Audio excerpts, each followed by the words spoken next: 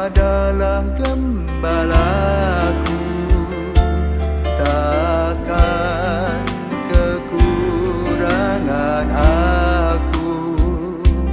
Ia membaringkan aku di padang berumput.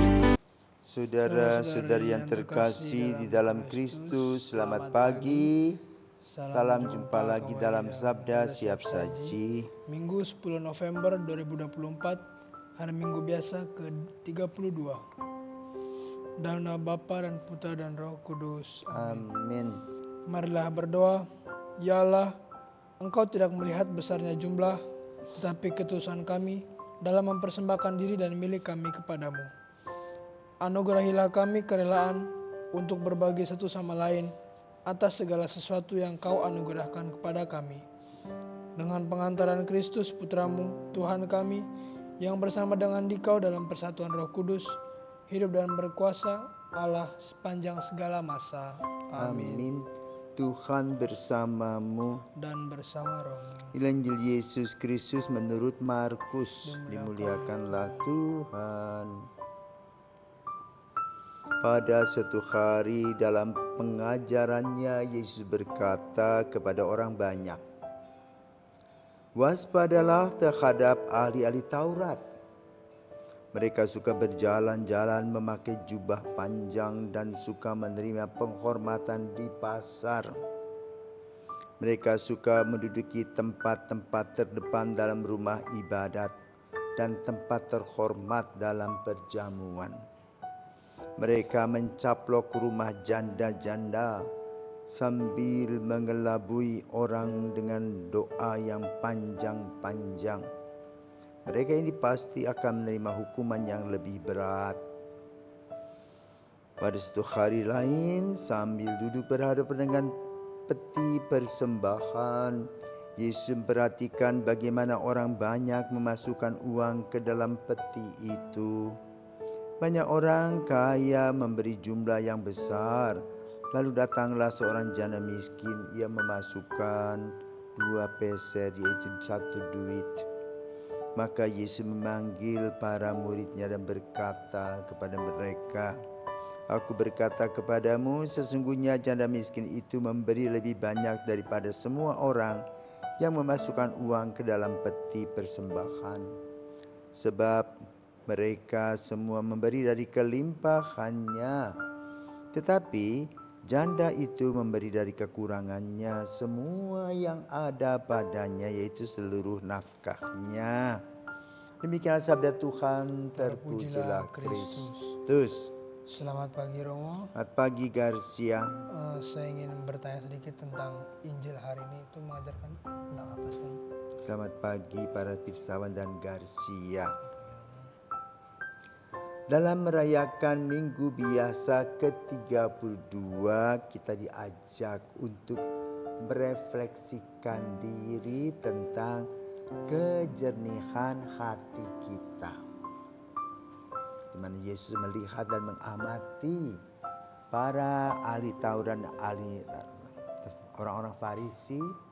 Ternyata mereka mempunyai kesombongan rohani yang terselubung. Apa-apanya harus diperhatikan sebagai nomor 1. Mereka cari perhatian. Manis berbicara hanya untuk popularitas, tapi hatinya jahat. Kenapa? Sambil ke bait Allah dia perhatikan orang-orang kecil, apakah mereka berdoa, apakah mereka membawa perpuluhan atau tidak. Kalau tidak, mereka membuat aturan-aturan yang mengkeji kepada orang-orang kecil. Dan itu yang terjadi di dalam kehidupan Yesus saat itu. Jangan-jangan juga pada zaman kita sama. Karena itu Yesus juga mengingatkan kepada kita dalam hal ini. Itu pencobaan Yesus di padang gurun dengan 3 ta tadi. Tahta, harta, dan wanita yang membuat kita lupa. Seolah-olah kita ini hebat, tetapi ternyata kita ini seperti tong sampah naik ke meja, tidak tahu diri. sombong, diberikan kuasa untuk pelayanan, malah dia gunakan kesempatan untuk kesenangan-kesenangan pribadi. Jadi boleh katakan kekuasaan itu, kekuasaan rohani, disalahgunakan untuk mendapatkan kekuasaan jasmani, untuk kepuasan jasmani. Maka dikatakan di sini ujungnya kalimat, mereka ini pasti akan menerima hukuman yang lebih berat pada waktunya. Sekarang orang-orang menikmati semua kegembiraan, ya, kenikmatan. Tapi kalau diambil dari hal-hal yang tidak beres, nanti dia akan makan buahnya, ya, kepahitan itu. Dan yang kedua, Yesus mengajarkan kepada kita tentang bagaimana kita memberi. Dulu gereja Katolik juga membuat perpuluhan, tapi sejak Konsili Vatikan pertama, ya, juga kedua, sudah tidak ada lagi perpuluhan. Kenapa? Diubah motivasinya. Berilah yang terbaik yang bisa kamu berikan, tapi juga asal halal, jangan lupa. Karena orang memberi kebanyakan dari kuantitas, ya, dengan 10% kan seorang yang mempunyai 1 miliar 10%-nya cuma 100 juta kan, dia masih ada 900 juta, dia bisa kipas-kipas. Kan itu dia membuat perbandingan dengan seorang janda yang digajinya sehari 25.000. Tadi kan 1 juta tuh perpuluhan itu. Ibu ini memasukkan 25.000. Tapi dari seluruh gajinya, maka Yesus katakan apa? Banyak orang memberi dari kelebihannya, tetapi janda ini memberi dari kekurangannya. Nah, itulah yang dipakai oleh gereja. Juga sebagai pandangan tentang hidup bakti. Orang yang memasuki hidup bakti bukan harus kaya, tetapi justru motivasinya apa? Ingin melayani Yesus sepanjang hidup mereka. Maka jadi biarawan, biarawati imam. Bukan untuk mendapatkan uang, dapat uang boleh, tetapi uang itu dipakai untuk pelayanan. Karena itu hidup bakti artinya apa? Ada kaul kemiskinan, kemurnian, ketaatan, lepas bebas dari dunia ini agar bisa melayani dengan sungguh-sungguh dan beriman kepada Kristus dalam segala situasi. Terutama ketika kita mengalami kesulitan seperti contohnya sekarang.